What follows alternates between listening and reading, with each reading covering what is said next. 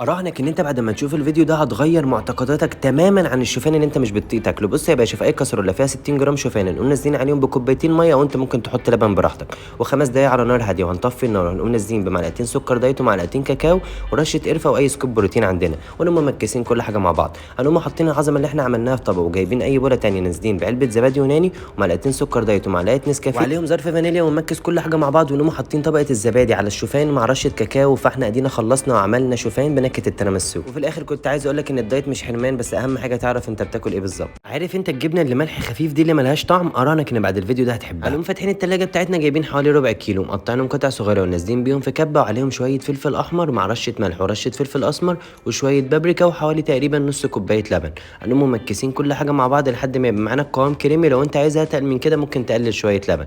هنقوم حاطينها في بوله ونازلين عليها بشويه فلفل الوان وشويه طماطم، ونقلب كل حاجه مع بعض. هنقوم جايبين طبق وغارفين على قدنا مع رشه زيت زيتون وشويه فلفل اسمر. هنقوم جايبين العيش البلدي بتاعنا، وبس كده احنا خلصنا.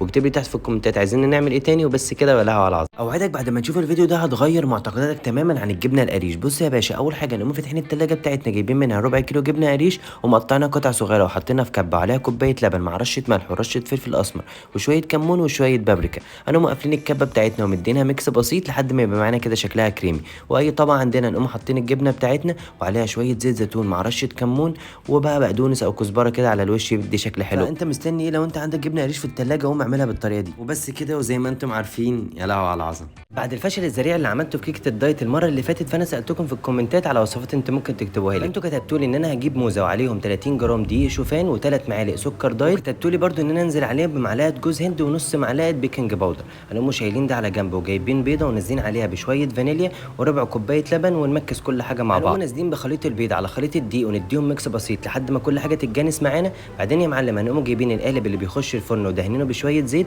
بس المره دي احنا نحطه في الميكرويف 3 دقايق بدل ما نحطه في الفرن 10 دقايق. بس كده يا معلم، وده كان شكلها اول ما جهز معانا. هنقوم مجرنشين بشويه جوز هند، وهنقوم جايبين دارك شوكليت كده بتدي طعم حلو جدا. برده خلينا متفقين ان طعمها ما كانش احسن حاجه، بس افضل من المره اللي فاتت. فلو عندكم وصفات تانية اكتبوها. تعال اقول لك على واحد من اهم الحاجات اللي انت لازم تشربها قبل التمرين، وهي القهوه. بسبب ان القهوه فيها نسبه عاليه من الكافيين، فالكافيين ليه فوائد كتيره جدا. اول حاجه ان هو بيحسن الدوره الدمويه وبيقلل من الالام العضليه وبيدي وقود للعضله، وبيساعد كمان على تعزيز الاداء البدني. ومش هتصدق كمان لما اقول لك ان هو بيساعد في فقدان الدهون. فعشان نعمل القهوه الموضوع بسيط جدا. اول حاجه هنجيب كنكه وهنحط كميه البن اللي احنا عايزينها، وهنقوم عاملين على السبرتايه، بس بلاش نضيف سكر عشان ما نقللش من نسبه الكافيين. بس اهم حاجه وانت تصبها بالراحه عشان الوش ما يروحش منك. وفي الاخر كنت عايز اقول لك بلاش تشرب القهوه على الريق، ممكن تاكل قبلها تمر عشان ما تكونش عرضه ان انت يجيلك قرحه معده. بس كده يا معلم، واشرب كوبايه قهوتك في البلكونه واستمتع بيها، وقوم غير لبسك وانزل التمرين على طول، وان شاء الله تدعي.